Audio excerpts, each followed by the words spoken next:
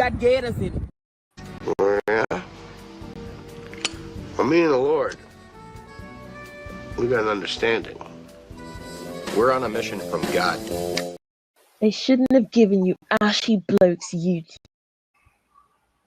Cursed be the ground for our sake. Both thorns and thistles it shall bring forth for us. For our God. And to the dust we shall return.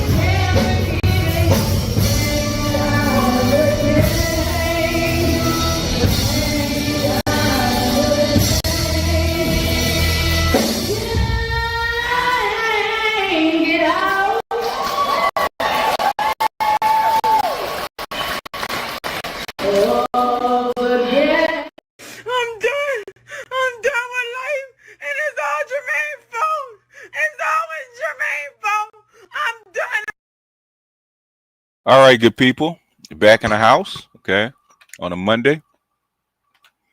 Gonna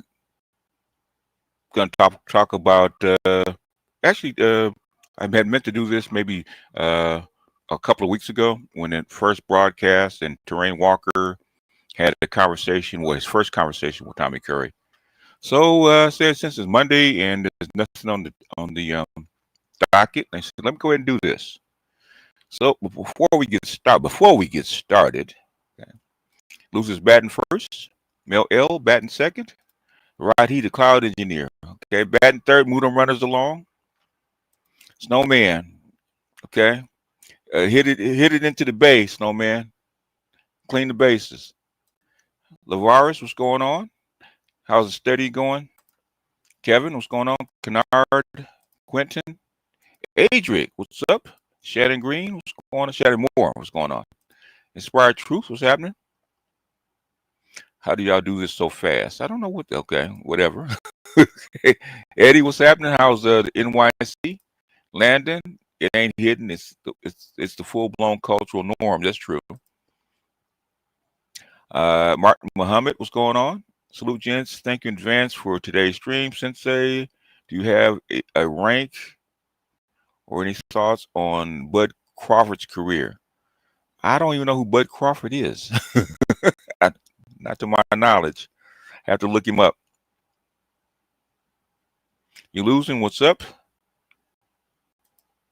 Currently in Theo's class studying for SAA certification, but I was also considering enlisting in Air Force Reserve Guard. Do you think it's worth it to join the military at this point in time?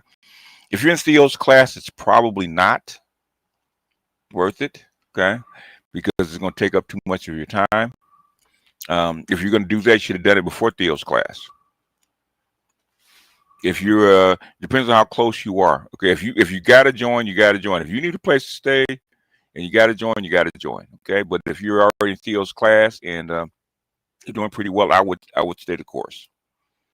You can always go. If you're young enough, you can always in a year or so, you can always go to the Air Force. Shannon Green, what's going on? Carl, what's happening? The Black Toxic, what's happening? Independent POV, hello, master teacher. Currently in Theo's class, I'm enjoying the brotherhood in the class learning.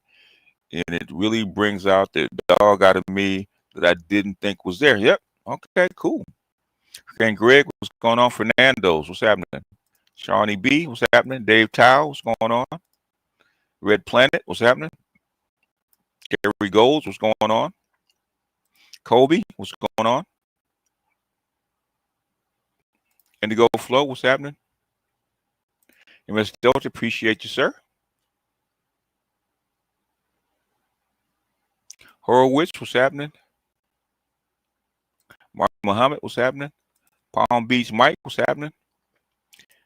Naima, what's happening? Carl, what's happening? Jay Cleveland, what's going on? Babu and Dre Day, what's going on? Age of Machines, what's going on? B Quaid, what's happening? Brother John, Sir Anthony, Red Black Expat, what's going on? Sir Him, what's happening? And that's it. Okay, let's go ahead and get started. Let's see if I can find it real quick. Something I wanted to play for Theo's class because we played this last night in my Patreon, right? And I thought this was kind of funny because kind of reminds me of what Theo's doing, right? Okay. See if I can locate it real quick.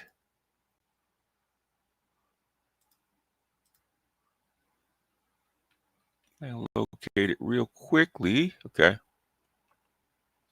Okay, this is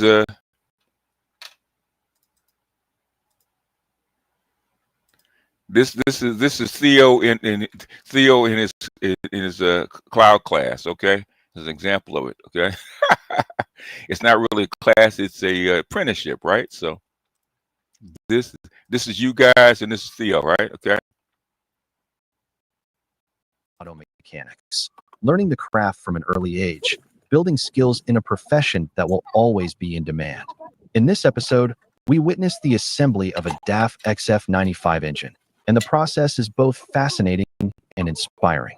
The young mechanics start by thoroughly washing the engine block, making sure every trace of dirt and sand is gone before installing the new parts. The huge crankshaft is carefully cleaned and dried, a critical step given the sheer size of this powerful engine. The block is flipped over, cleaned once again, and prepared for installation. The lead mechanic steps in with brand new main bearings, carefully placing them into position. While he works, the background hums with activity as other apprentices prepare additional components.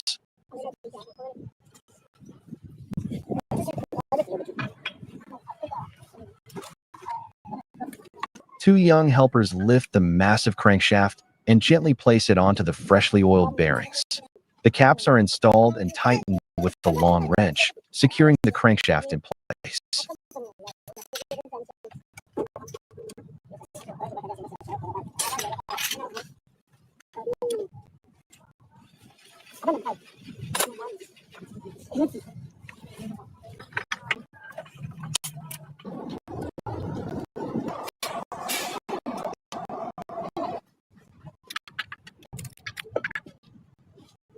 The block is then rotated and rested on a nearby wheel, ready for the next stage. Brand new cylinder liners are hammered into position with the help of a wooden block, a task handled by a determined young assistant. Meanwhile, others install the camshaft, making sure it's seated perfectly in its slot.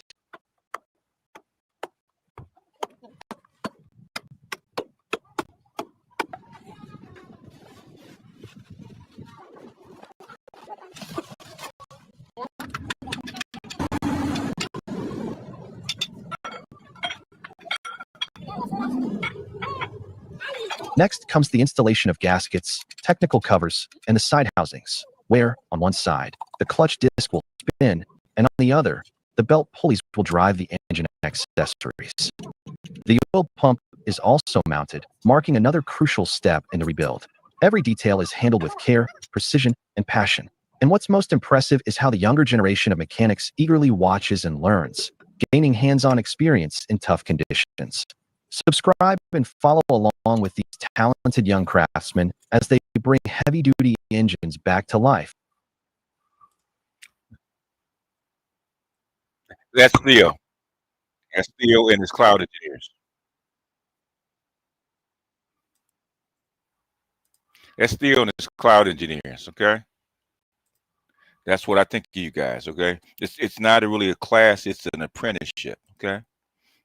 So you got a lot of people getting hands-on experience, not just reading a book or studying manuals. You're actually doing the work. Okay. With a master mechanic.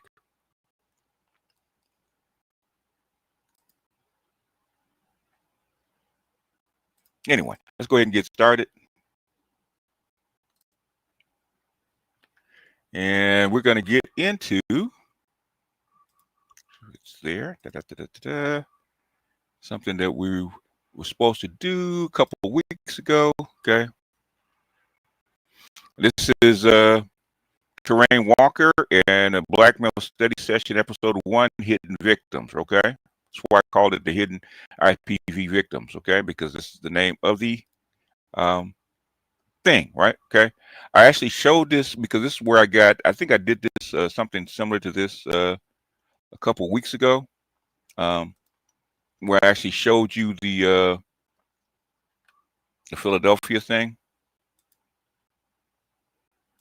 a screenshot of a Philadelphia thing. Let's see if I can find it real quick.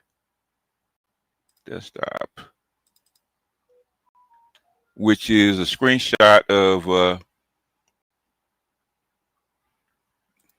the subculture of violence, right? Where it says talked about physical aggression and the rate of Negro females' violence toward Black males is 4 times higher than the IPV rate of white males. Okay, toward females. Okay, so our females were 4 times more violent than white males, according to the study, to the Philadelphia study. Okay, and I got it from this particular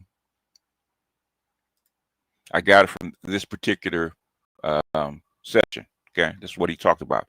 So we're going to play this. We're going to go through this, man, and you know, I hope to do. He's done 2 more, so I hope to do another one of his. But the thing is, this is some of the lies they tell about us, because according to Black women, everybody's Mister, and all Black women got beat upon and put upon, and we're the most violent creatures on the planet, right? When it's exactly the opposite. Tommy J. Curry, and if you don't know Professor Tommy J. Curry, you really need to get into his work. He is the personal chair of Africana philosophy and Black male studies, exploring the paradoxes of racially subjugated males at Temple University Press. He's the author of Another White Man's Burden, Josiah Royce's Quest for a Philosophy of White Racial Empire. And also, and probably most of what you're most known for, he is the author of The Man Not, Race, Class, Genre, and the Dilemmas of Black Manhood. In 1976, the domestic homicide rate against Black males was almost the same. Number, not the rate, but the number was almost the same as white females. Okay, and white females have back then in 76 had 8 times the population. Okay, and our number of our females killing us was higher than white females. Okay. The winner of the American Book Award. Dr. Curry, how are you this afternoon? I'm doing well, sir. How are you? I'm doing well. Thank you for taking time out of your schedule to be able to come in and have this conversation. It's important. No, it's absolutely. The audio quality is bad. I don't know. I don't know that StreamYards. I don't know what I can do about that. I can try to reset, but I have to close the session. So I don't know. I don't know what to do about it without closing the session. So if it's a clip, you know, especially if you're hearing do you hear a clip in the video? If it's a clip in the video, then that has to be StreamYards. It can't be me.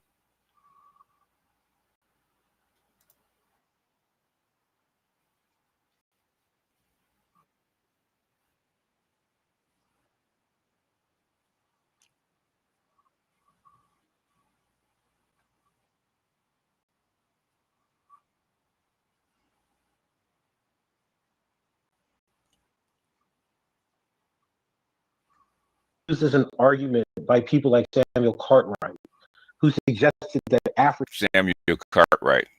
Interesting. How did we get here socially? How did we get to the point where the abuse of Black men and Black boys is seen as something to be ridiculed or even just ignored altogether? Well, I mean, there's a huge historical antecedent to the erasure of Black men and boys.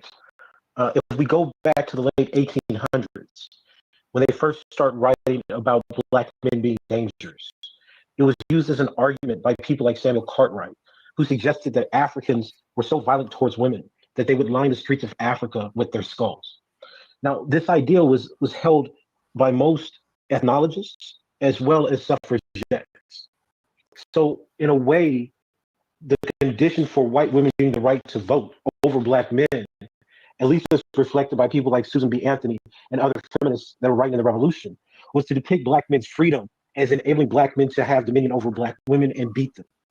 They suggested that this was something that black men had learned from slavery. It was part of their racial trait of brutality, and it was something to be feared. Now, the irony of this is that during this period of time, black men were not actually allowed to beat their wives. And for some people, they may ask, well, how does that make sense? The history of racism in America is so irrational that when you look at how black men were treated, there was this right to discipline one's wife called chastisement. And it was based in the notion of patriarchy that said that men were the head of the household and they ruled over women and children. So when black men became emancipated, what they did, especially in the southern states, was they made black men's rights to chastise their wives illegal. So if a black man was accused of beating his wife during Reconstruction, if it's choppy, I can try to reset it, but that's about as much as I can do because it's that is on that's on StreamYards. So there's not much I can do about it.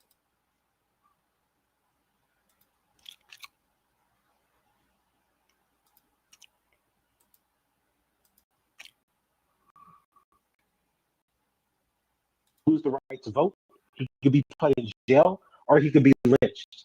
In fact, if you read Ida B. Wells's The Red Record in 1895, she lists several cases of black men being lynched for wife beating. Now, one of the pieces of chastisement was that you could do no physical injury to the woman because that was considered barbaric. But if a black man was even accused of trying to chastise his wife, he was lynched.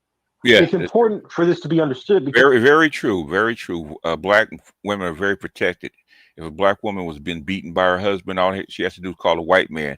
The white man would come get him.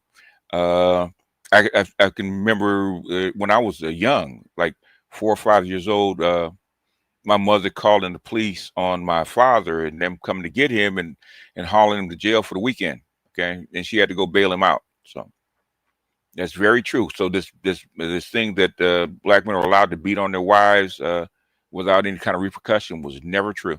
Because it shows us that going into the 20th century, black male victims of domestic violence was never thought about outside of the risk that they posed to women. And because they were not considered real men, they were persecuted for any attempt of trying to run households. That meant that the black household, by definition, and we saw this coming into the early 1900s, had to be thought of as matriarchal. Now, when you get to 1910, the situation changes. Because rather than trying to justify why black men didn't deserve the ballot, white sociologists and ethnologists were trying to ridicule black men for not being real men. So starting in 1910 all the way up to the 1960s and 70s, they ridiculed black men for being victims of domestic violence. They wrote about it intensely in ethnographic accounts of the Negro, especially in the South. So you had people like Howard Odum in 1910 saying that jealousy of the black woman was the reason that black men would be killed. You had black sociologists like Charles S. Johnson knowing the role of jealousy in courtship relationships, where women would kill men if they saw them with other women. Yeah. In fact, when you go to 1955, you had people like Wolfgang and Farrakouti, who were the developers of subculture violence theory, actually noting that one of the first things they noticed in their study of Philadelphia was that black men were more likely to be victims of intimate partner homicide than their female counterpart. And that was Yep. That's where I got it from. That's why I just showed you the piece of a subculture of violence, right? And that Philadelphia study, right? That was 1964. Written in the 50s. So the idea that black men have not and are not victims of domestic violence is a very recent phenomenon that didn't happen until the take up of the Duluth model in the 1980s. Right. And this is what's really important for us to understand. Most of the conversations that I've seen online that talk about Sha'Carri Richardson take a Duluth model, a pro-feminist view of how men have power over women. Right. And because we're not historical thinkers, we somehow think that that's the natural case of the world, that men have always abused women. But that's not been the case for black people. Remember, before you get to 1982, you have literally 70 years of research by white sociologists and other social scientists saying that domestic violence is a racial trait. That because black people were less evolved, black people would beat or abuse each other because they could not have strong nuclear families and did not respect marriage. Now think about that for a moment. From the 1900s all the way to the 1980s, the predominant view on domestic violence amongst black people was that it was a function of their racial passions, their subcultural passions towards violence, Yep. their jealousy, and their lack of nuclear families. Yep. Yep. And that's what I said. The most violent woman on the planet is probably what the ADOS black female. Appreciate that, Mr. Delta. Asante. The thing is, but they always tell you about how violent you are and how you beat them, you don't protect them, and you abuse them and rape them, all that kind of stuff. That's the accusation that black men get. Okay, and even in the 80s, okay, they were trying to tell you that it was the exact opposite. But saying is that's how come they came out with the color purple as a myth to project the violent black male. Okay, and then the what's love got to do with the Ike Turner? Okay, the very violent black male beating on black women. Right? It's never true. When you fast forward to when white women start writing theories about this from an activist space during the shelter movement, Now, Mister would have been lynched. That's probably what happened. black men became erased. So when domestic violence against black men could be written about, like in Tally's Corner by LeBeau, or even as early as 1937, when you're looking at John Dollar's work in Race, Class, and Caste in the Southern City or Southern Town, they had no problem showcasing the victimization of black men because they used it as evidence of racial inferiority. Yes. When you fast forward to a feminist view in the 1980s, those men became erased because even though people like Ellen Pence were writing about and cited people like Marvin Wolfgang, who had done the Philadelphia study to show that black men were victims, they simply ignored that evidence when they wanted to say that women were the predominant victims. And it's important to note that theory, that argument, comes about predominantly on the basis of white women they interviewed in Minnesota. Yeah, for colored girls say the same thing. Brewster's Place, Waiting to Exhale. Yeah, the myth and the narrative is that the black woman was a perpetual victim of black male violence, when it's the exact opposite. Black people weren't even involved. They never took black experience seriously until it became an issue that they were locking up more black women and black men than white people by rape because they were criminalizing wife beating or battering.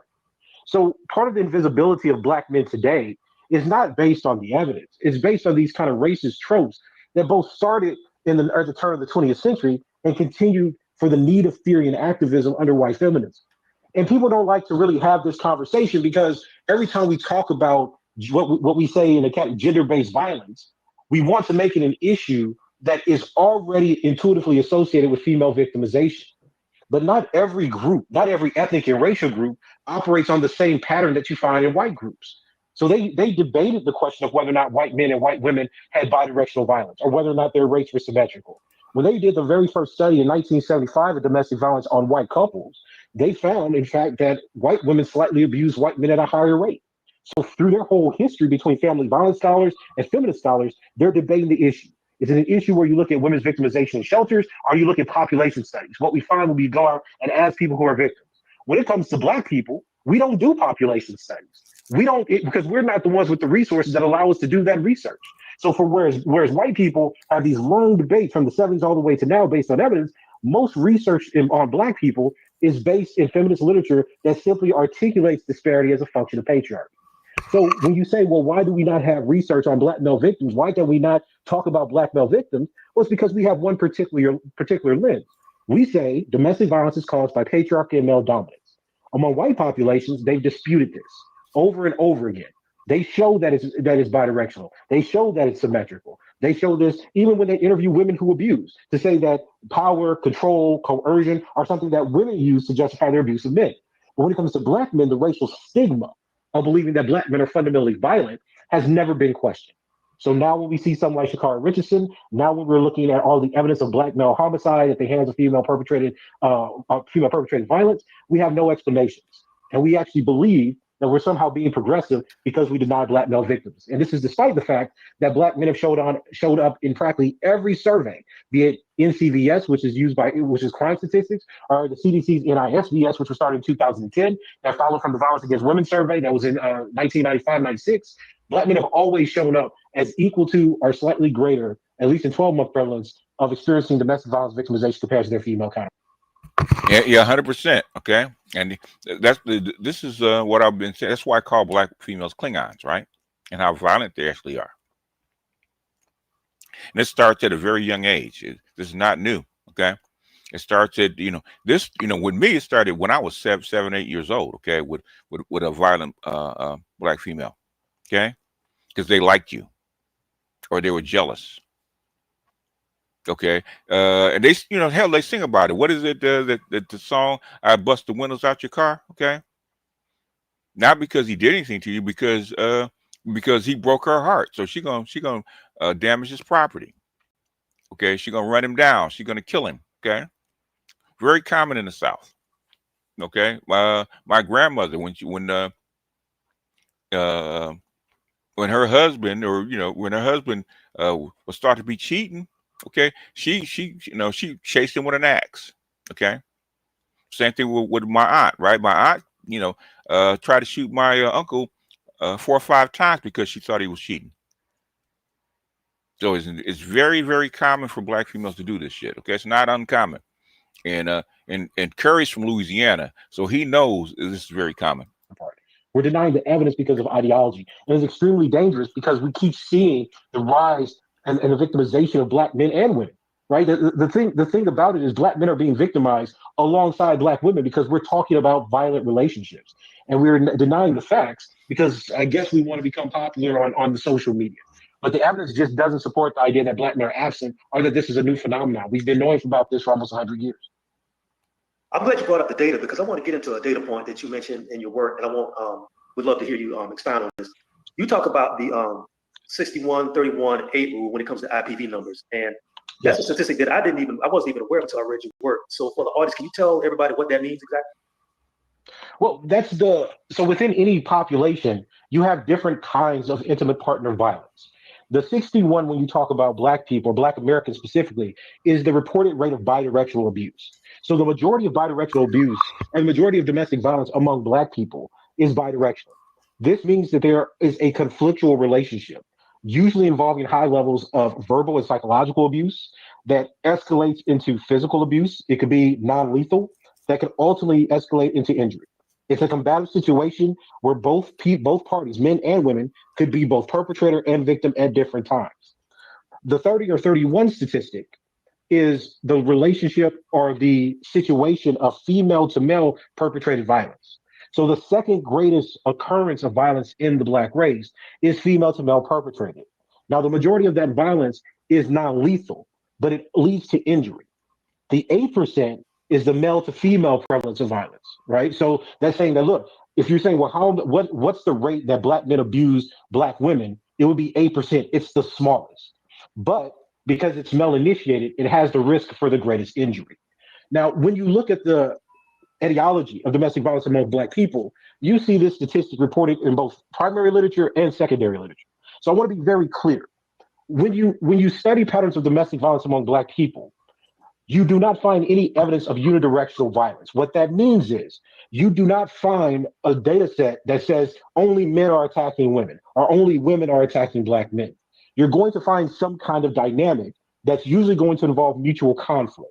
When you do look for a unidirectional pattern, as I said, that is more likely to be female initiated. But what we only talk about, and I think you've seen this. Say it again, black man. When you do find, especially in the black community, a unidirectional violence, it's normally female initiated, right? Okay. Women start shit, right? So if there's a thing about who's more violent and who starts the most violence, it's actually the female. Say it again, black man. Say it again, because these women be lying their ass off. Okay. In the commentaries, I think Mark Lamont Hill's commentary said this, and there was another brother who was talking about the need for a double standard. I forgot his name, but he was referring to Charlemagne. Ryan Clark. Yes. He was replying to Charlemagne. They're focused on injury, and that's and I think I said something a little earlier about this on Twitter because that's such a dangerous standard. When we talk about domestic violence, we're not just talking about physical injury. We're talking about patterns of psychological and verbal aggression that negates the selfhood or personhood of the victim.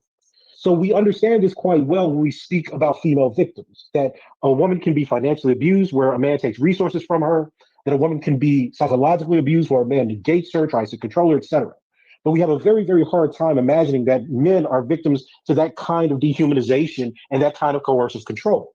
So what ends up happening is that when we have conversations about men, we say, especially if they're black men, right? Because white researchers are making this argument. People like Elizabeth Bates, people like Denise Hines, people like Emily Douglas, they make this argument on behalf of white male victims in the United States and the UK. But when you talk about black men, no one wants to contextualize the kinds of conflicts they have in relationships where they're being physically abused, they're being psychologically abused, they're being ridiculed and negated, and then how that escalates to conflict. When black people talk about it, we only want to talk about injury. So we don't care if a brother's been abused. We don't care if he's been slapped. We don't care if he's been intimidated with knives and or we don't care if the police have been called on him. That's how come Shakari Richardson said it was no big deal. Even the black men themselves say it's no big deal, right? Remember we played that piece from the called Blue Leashing, where the little skank man hit her boyfriend upside the head with a vase, and he had to take her car to drive to the hospital, get stitched up, and then she reported her car stolen, tried to get him arrested. Remember that? Okay, and she wound up in cuffs. That rarely happens, but even he thought he was going to get arrested. Even he said, "Hey, you know what? I didn't call the cops. I took it like a man," because he knows if he calls the cops, 9 times out of 10 he'll wind up arrested inside the car, because it's assumed that black men are violent. There are all forms of coercive control that we find in the literature regarding men and specifically black and ethnic minority men. But we ignore all that because we want to focus on, well, what happens when it escalates, right? And a good example of that would be the way that we talk about the Ray White situation. So we see both of them talk about being raised in environments where they saw abuse, where this was normal for them, where they practiced abusing each other right throughout their relationship. You see her attack. I believe she spits on him, scratches him, etc. He escalates. Alcohol, of course, is involved. Alcohol is a major correlative factor in how in black people escalating and causing injury. She gets knocked out, right? The only focus is on that. When we consider injury, we have to think about how black men and women are exchanging violence with each other. We don't, in order to stop injury of a woman, you have to stop the premeditated conflicts that lead to the escalation.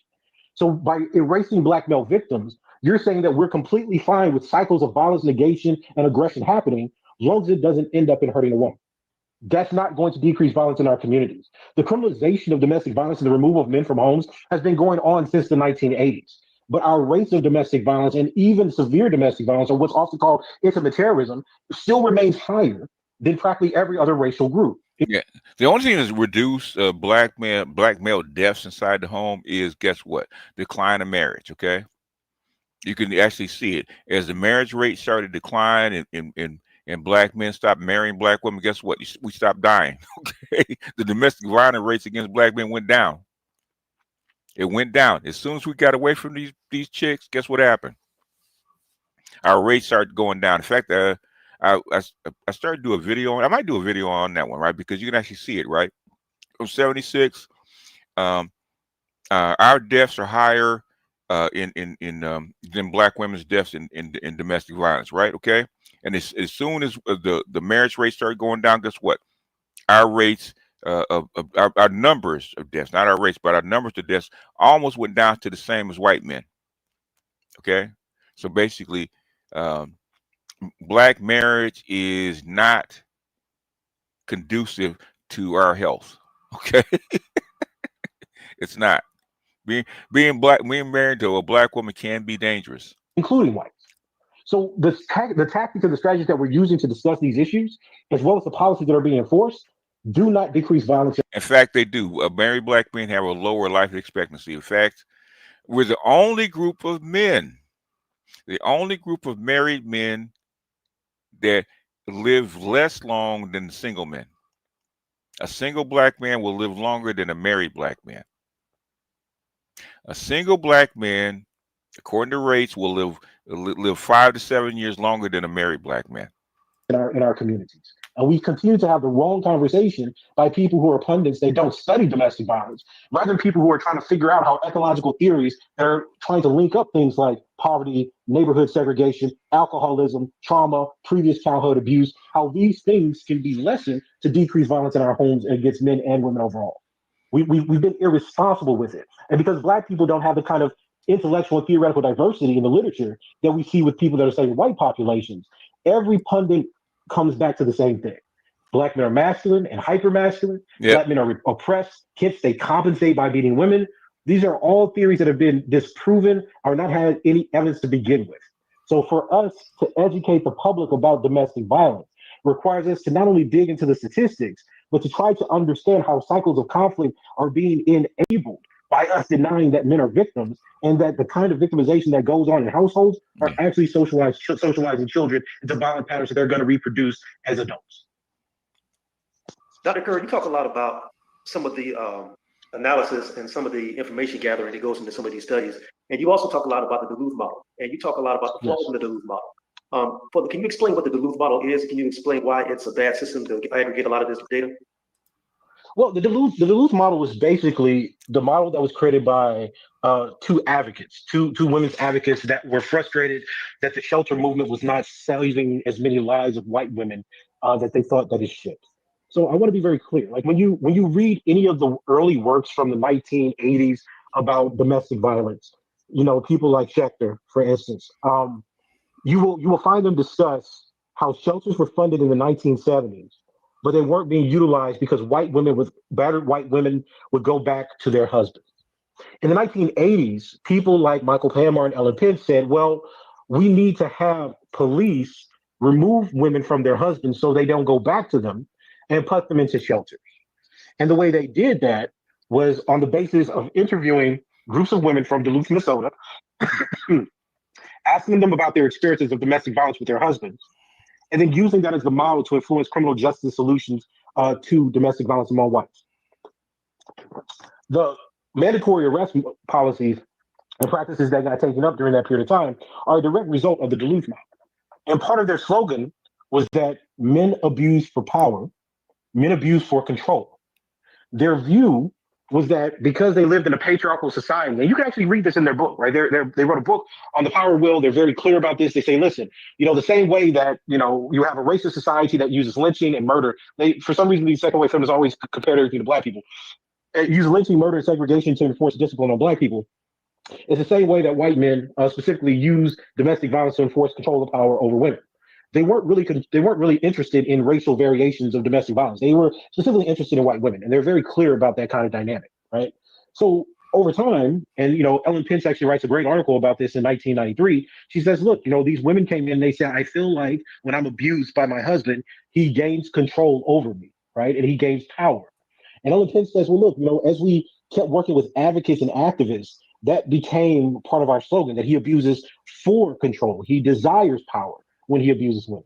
And that became, as she says, as she refers to in her article, this became part of the jingle. So this view of domestic violence had people was based on the idea that patriarchy causes domestic violence, that women are always victims, and if women do abuse men, it's because of something the man did. So it fixated in our mind, right, that female violence is always reactive and in self-defense.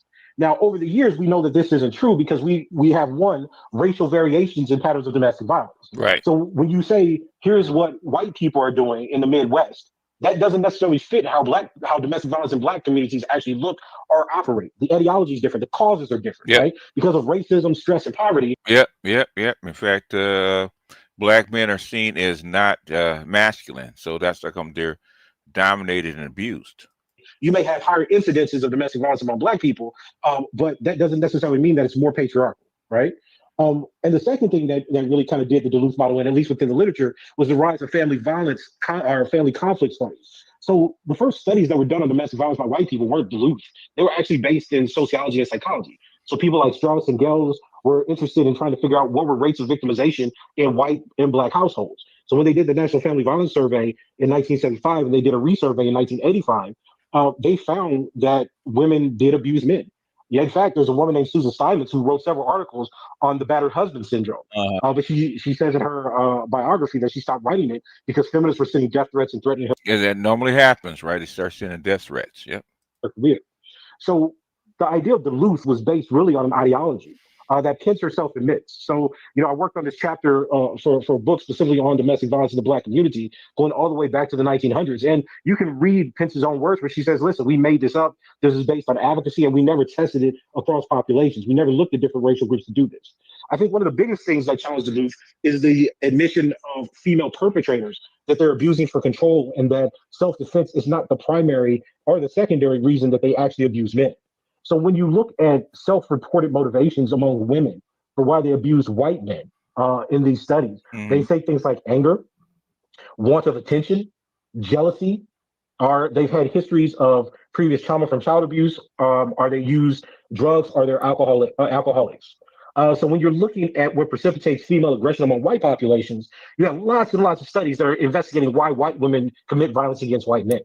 Now, when you look at black people, you can do a systematic review and not run across one single article that discusses black women's motivation.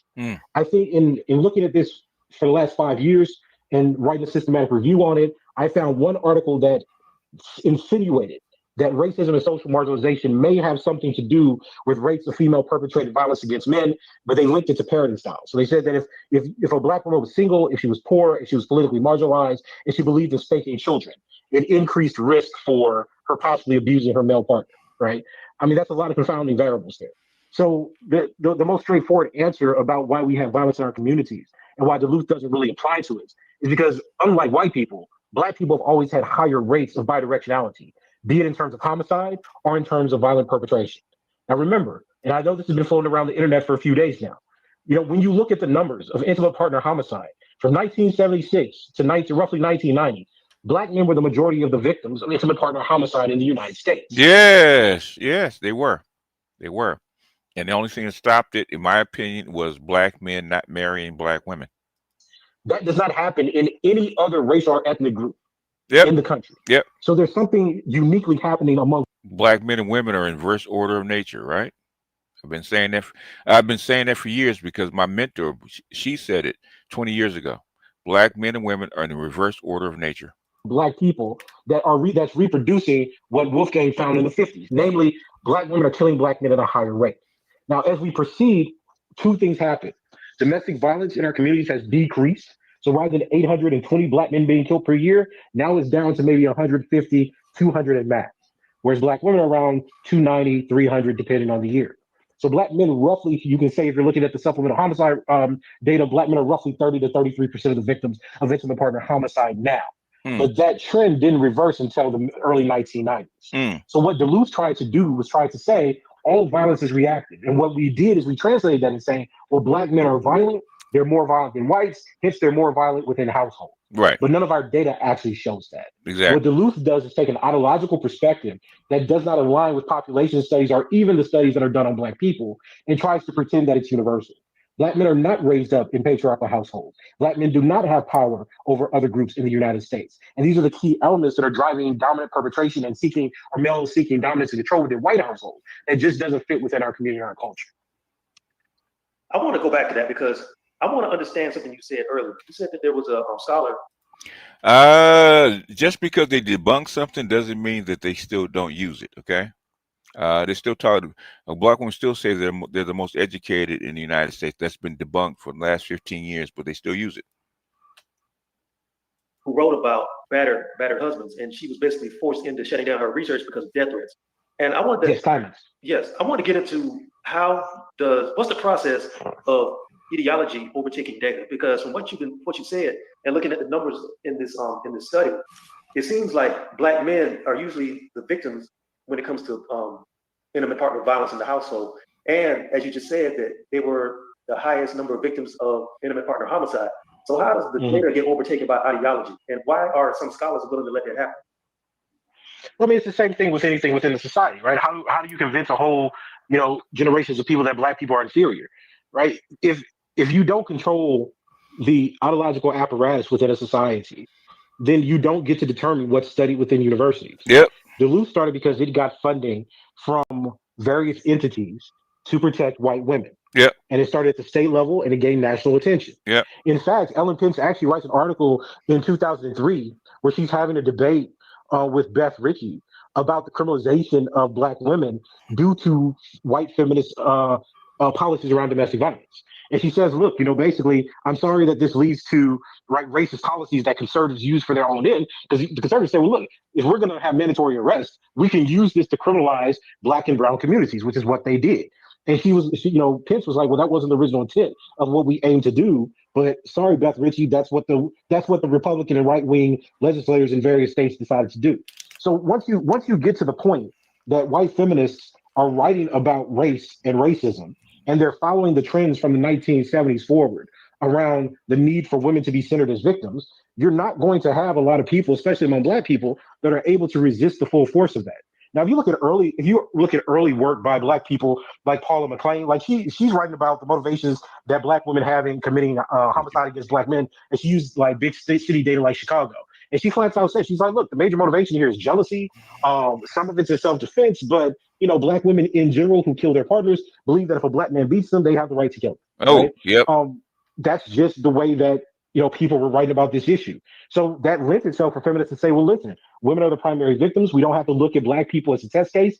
We'll look at patterns of violence in white communities, and we're growing feminism within academy and women and gender studies. It's proliferating throughout black studies. It's through every liberal arts discipline. So data doesn't become something that they're fundamentally interested in. It's about the advocacy of social justice, which in that case was seen to be advocating for women and their vulnerability to men, even when the evidence didn't suggest that. So again, what I'm pointing to is white people had the power to define what the ideology was and the platform or the background of the debate. Family violence conflict scholars were constantly arguing against feminists, but feminists controlled the ideological pull and moral sway of this argument. Black people were never considered. So Yep. people like Bell Hooks, even the early work by Patricia Hill Collins, would just say, listen, we know that black men are patriarchs. So what we're going to do is we're going to take the loose, say it's an issue of male dominance, and then say because black men are patriarchs, they use domestic violence to compensate for them not being patriarchs. Yeah, they just made it up out of whole cloth, right? It's the boy is spitting, taking notes and going to re-listen. Yep. I can't listen to all of it today because it's about an hour and almost an hour and a half. So we might revisit it or go on to the next one. Seeing as let me go ahead and put the link to the video, and you can actually listen to the rest of it yourself when you have time, because it is long, because he's a professor, so he's basically teaching the class. Okay.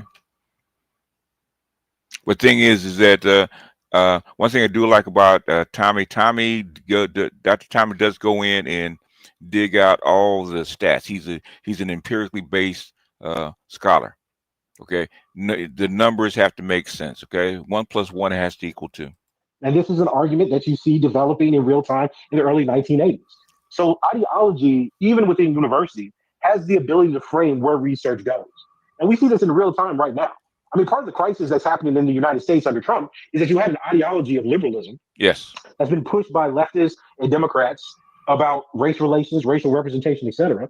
And you've had an administration just rip all the resources from them. So the issue really isn't were liberals right about racism, because since Trump's got into office, he showed you that white liberalism and humanism and integrationism is wrong. Yes. But that was the dominant ideology because that was being funded. It's the same thing with domestic violence research. Black people are not getting huge grants to write about Black people's prevalence rates of domestic violence or create new theories. People who are saying domestic violence in Black communities happens because of men, they get funded off of the agendas of white feminism. The people who are saying that Black men are more violent because they're compensating, and this is what's reflected in the literature, those are the people that are becoming. Yeah, that is true, brother Dot. But I'm highlighting these is because these are very specific, and these are very recent. And instead of giving a lecture, he's actually teaching a class, an ongoing class. So I want people to actually hook into what Terrain and Dr. Curry are actually doing. Okay.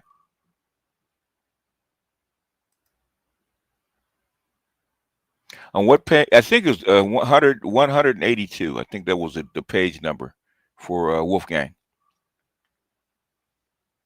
182. I think that was the subculture of violence. I think it was 182. Yeah, episode 1 was fire. Episode 3, Dr. THA made it. I tried to clue Dr. T in. I'm trying to get Dr. T to actually do one of these study sessions. More able to get funding for their projects. It's the issue about who's rewarded for what kind of ideology they hold. It has nothing to do with research. It has nothing to do with the truth. And that's why I say that what I've been so disappointed by is how we're supposed to have all these Black pundits trying to give us different ideas or different information about why certain things keep happening to Black people and Black populations. Now they're just repeating the talking points that you would learn in a Black Studies or Women and Gender Studies 101 course. There's no analysis of prevalence. There's no attempt to reconcile high rates of male victimization, at least in terms of physical, psychological, verbal, and non-lethal physical aggression. There's no way, you know, they're not talking about female-initiated violence. They just want to say, hey, a woman hit a man, a Black man, so it doesn't matter. Or, and this is what I think. Yes, I think so. I think that's how they're socialized to actually want drama. If there's no drama, then they feel bored. Even more dangerous, they'll say that it's not injurious, it doesn't harm Black men, right? So there's no reason for us to attend to it. Both of those are very dangerous, and both of those don't do anything to decrease violence in our communities. All right, before we move on to the next part of the conversation, we got a question from the audience for Dr. Curry, and the question is the Duluth model the basis for Bell Hooks' compensatory masculinity and the general idea of Black males are surrogates of white patriarchy? No. The Duluth model is an argument about patriarchy and white men having control in a society. That means they want to have control within a household. Yes. Bell Hooks adopts that view, but she doesn't develop compensatory masculinity.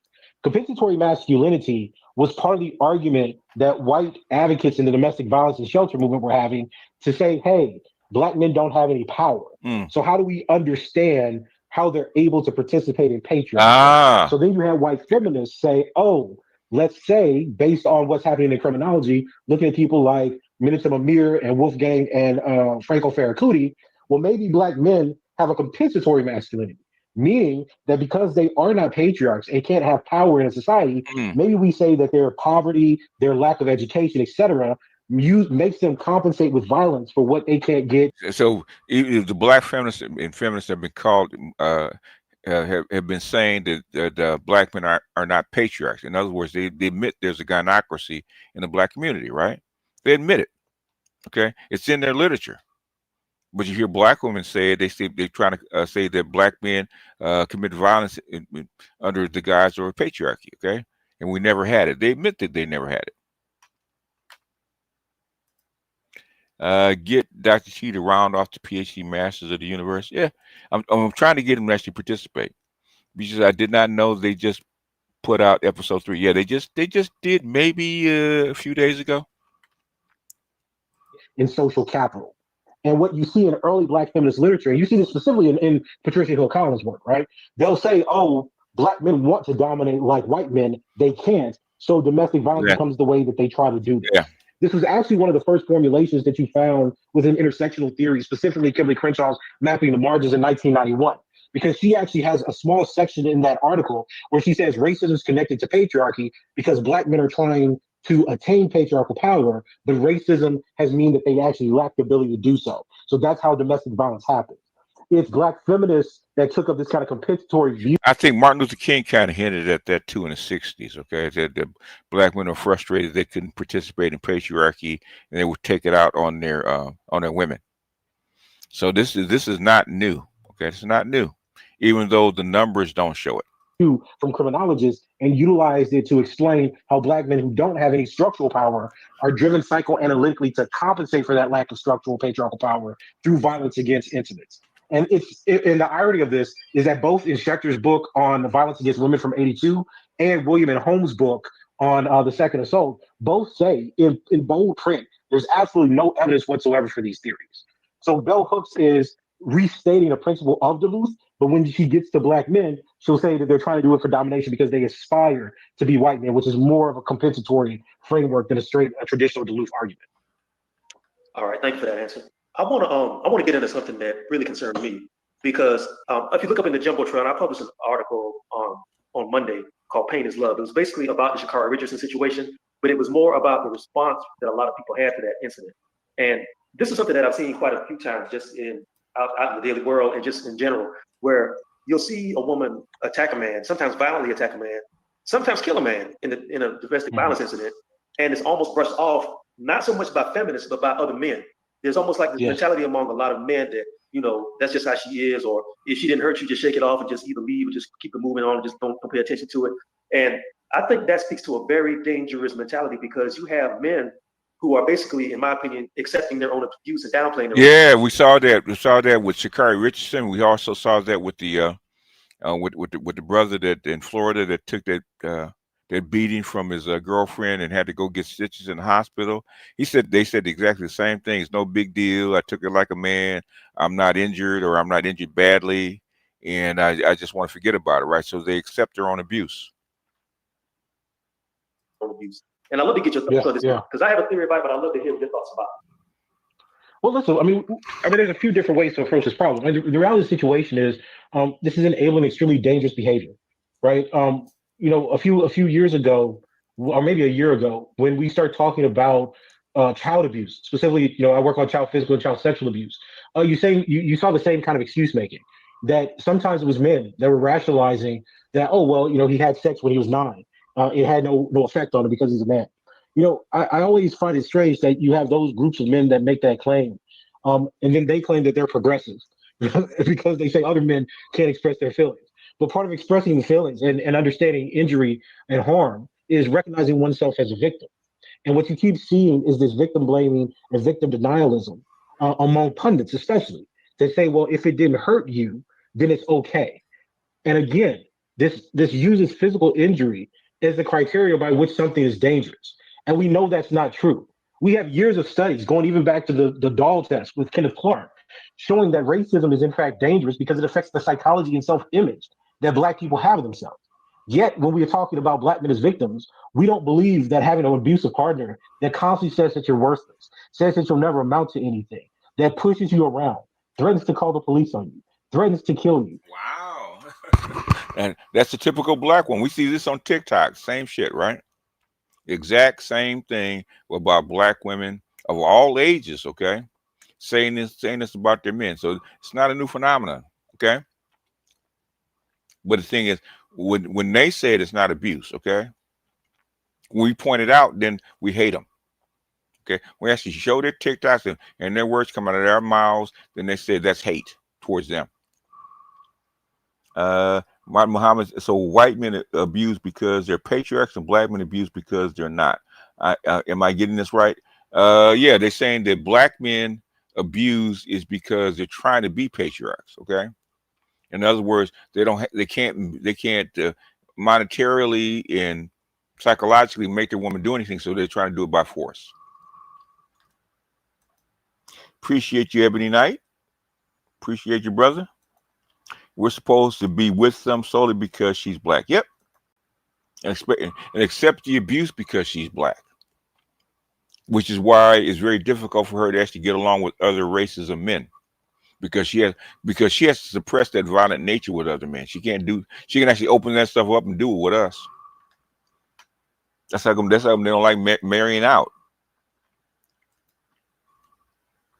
The very first time a Black man heard that he ain't shit. Say it again, J-Dog. Say it again. That is very true, okay? Doesn't somehow harm our mental and spiritual well-being. The question of why these men say that, I honestly think is for visibility, because no other group is spoken about in that way. And I want to be really clear on this point, because remember, even among the loose model feminists, part of the argument is that domination and control don't simply have to be based on physical abuse. Financial abuse, verbal abuse, psychological abuse, etc., right? Manipulation through trying to hold away children. Yeah. These are all things that we recognize women and other sexual minorities especially go through, especially when we're talking about lesbians. And it's very, very, very common. Very, very common. And lesbians, you get ready to say, but lesbians complain about it too. When you see studs complain about the same stuff that we complain about, you know it ain't us, right? At high rates of psychological abuse, right? Reported within the literature. But then suddenly when you get to Black men, none of that material or none of that reality matters anymore. Nope. Right? None of that victimization matters. So I think that people do it because it makes them seem progressive, because you're able to say that and you're able to still advocate for women. And I'm not advocating for anybody in my work. I advocate for visibility of male victims, but I understand that Black men and Black women are victims of intimate partner violence and intimate partner homicide disproportionately compared to whites. Yes. So in order for us to decrease violence, we're gonna have to start using science and stop using tropes and rhetorical quotes from bell hooks to really get behind why this phenomenon happens in our communities. And furthermore, in the Shikari situation, why she felt comfortable doing this in public. Yes. Right. Like that's the criminally insane part of these arguments. That they'll say that, well, it did hurt him, or nobody needs to be confined or arrested, etc. But you're looking at a person doing this in public in a federal airport, right? Yes. And and the person is completely comfortable with it. Yes. So as a perpetrator, you have to think about what Richardson is actually capable of doing in private. And in that situation, like I said, I'm not a big fan of carcerality because locking black people up doesn't seem to decrease domestic violence. But this person needs therapy, and they need to be removed from the person that they're abusing, which is in that case her boyfriend. These people who are pundits that are saying this, it's either some kind of denialism or it's just a straight up indifference or hatred of black male victims. The public sentiment is not even carrying that way, where we believe that the only way or the only harmful abuse is physical injury. We have to start looking at the mental effects and the psychological effects that black men are enduring with abusive partners. I want to put this idea I have out there, and I'd love to get your thoughts on this. I have a theory that a lot of black men, even if we take out the pundit class and we take out everybody who has a platform or a mic, just in general, I have a theory that a lot of black boys grew up being hit and being verbally abused by a lot of their mothers. Like, Oh, that's a fact, man. In fact, a lot of black mothers refuse to give their boys self-defense training. Is because they're afraid that the abuse they put on their boys will come back and haunt them. They don't want the little boy to learn how to fight because they want the boy to actually remain a victim. I can't tell you how many times, okay, say the boy is getting bullied in school, right? Okay. And I said, why don't you just sign him up for a self-defense class so he learn how to protect himself? They're antithetical to that because they're afraid that the little boy actually learn how to fight. And that little boy will learn how to defend themselves against her. The most violent person in my family was not my father, okay? It was not my father. Remember when Mammy used to lump Tom's head and kick him out the house and Tom and Jerry? Yep. And when black women call black women dusty, they're simultaneously calling us violent. This dangerous boogeyman sentiment undergirds most of their vitriol, whether explicit or implied, right? Black women are, I was trying to tell Dr. Curry, okay, is that black women are emotionally masochistic, right? They want to be perpetual victims at all costs. And when they can't be perpetual victims, they'll cause the situation by being violent towards you. If they can't be victims, they'll take it out on you. BGS Keisha must raise up a eunuch, not a strong man. Well, yeah. What's the thing is, and then they'll blame him for not being a man when he gets grown. Every time they ask a question, they're told to shut up. You know, every time they try to question the world the way children do. Yes. They're told to be the hell quiet and sit down and this sort of Yep. stuff. And I think these young boys grow up to be men who accept abuse and almost see it as a love language. Yes. What do you think about Yes. I think that's Say it again, black men. Black men seeing violence from their women as love language. That's where we're taught. That's where we're taught. I had to grow out of that because in my neighborhood, okay, all the women were violent toward their men. That was a love language, okay? And I had to grow out of that because I grew up seeing men and women put hands on each other, so I thought it was normal, and I had to grow out of that. So I'm 100% in agreement with that. Crawford's mom used to pay neighbor boys to try to beat him up. Okay. That happened in The Wire, right? When he talked about when I forget what's her name? I have to find the clip, right, where he talked about it, where he was a little boy and he was getting bullied, right? And basically his mama wanted him to be tough. So what she would do is when the bullies would attack him, she'd lock him out of the house. So he had to learn how to fight. So she would allow him to get beat up until he got to the point where we would actually fight back. And she locked the door. She would lock him out of the house just so he couldn't get beat up. My mother punished me even if I had never started a fight. So I even defended myself while I was in trouble. Yep. That is true. You're supposed to defend yourself and not defend yourself. Yep. certainly plausible. I mean, you have to remember that the kind of physical and emotional abuse that we're talking about follows black men over life course, right? I mean, Cascardi's had a study where she talks about black boys in 6th grade Yeah. being hit and abused by some of their first girlfriends, their first crushes. Yes. We Yes. see this early. Yes. Yes. Yes. Yes. I've been saying that for years. Okay. I've been saying that for years, and black women always say that's not true. Saying that for years, and I had a teacher that asked the females in his class, was that true? And they all said yes. Very common. Might happen to my grandson. Within black boys being abused by mothers. But abuse. I mean, it's tricky. The only thing I would say that's tricky about that explanation is we don't necessarily always know the perpetrators, right? So we know that female caretakers abuse black boys at much higher rates than men. But some of the most impactful stories of abuse may happen, on the basis of fathers and not mothers. We don't know the specificity of that, but it's certainly plausible to say that black men who are adults don't see the abuse as a relationship ender because they've been socialized by their childhood trauma to accept abuse as either normalized or, as you say, as a love language. But again, this is why we need studies specific to black people. I am sick and tired of people waking up and never reading an article on domestic abuse beyond what Bell Hooks says, trying to give us a serious analysis of black male victims. Black men and black boys are suffering both in terms of female perpetrated violence in middle school forward, and Yeah. they're suffering from child abuse. Yes. And we're not having a conversation about that. So when we see something like the Richardson case, we fall into the same patterns of indifference. It does not humanize or help black men to say that their abuse is laughable. It doesn't help us to say that we're only going to pick injury as the standard so that we can criminalize black men. Because Hmm. if he would have hit her and knocked her out, Yeah. like in the Ray Rice situation, Yeah. I can guarantee you that all these Yes. pundits that say the domestic violence doesn't matter and that it didn't harm anybody would Yeah. be up in arms talking about the need to talk about masculinity. Yes. Yes. Yes. If it didn't kill him, in fact, sometimes even if it kills him, okay, it's still his fault, right? Be just in other words, black women want black men to use verbal judo while ducking punches. Yeah, that's what Worf said. Okay. You sing long songs while she throws heavy things, right? That's the proof of your love. Okay. Anyhow,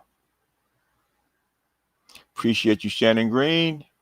And we're gonna, it's over an hour. We're gonna call it here. Okay. I put the link in the chat so you guys can go back and watch the rest of it if you so desire. Okay.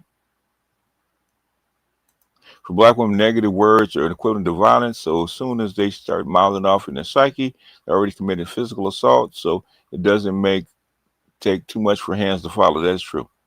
In fact, gosh, where did I see it? I know I wish I had it because she was talking about this black woman was actually talking about it. See if I can find it. See if I can find it. I thought I had it. Let's see if I can actually find it. I think I saved it as a video. She was actually a lesbian. She was actually a lesbian talking about it. I don't know if I can find it.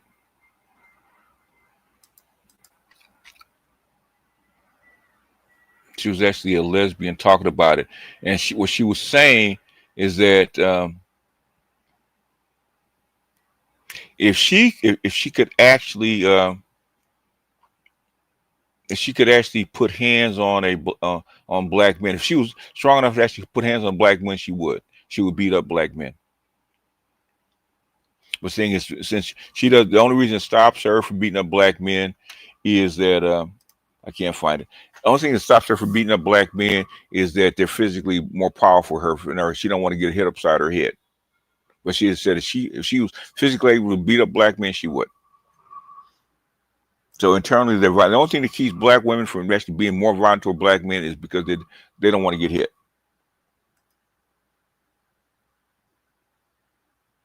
Oh yeah, that's been the case. Okay, in fact, they think it's their right. They think it's their right to abuse black men or black boys. Anyhow, we get out of here, and I will see you guys tomorrow. And with that, I just have two more words to say. Obama out.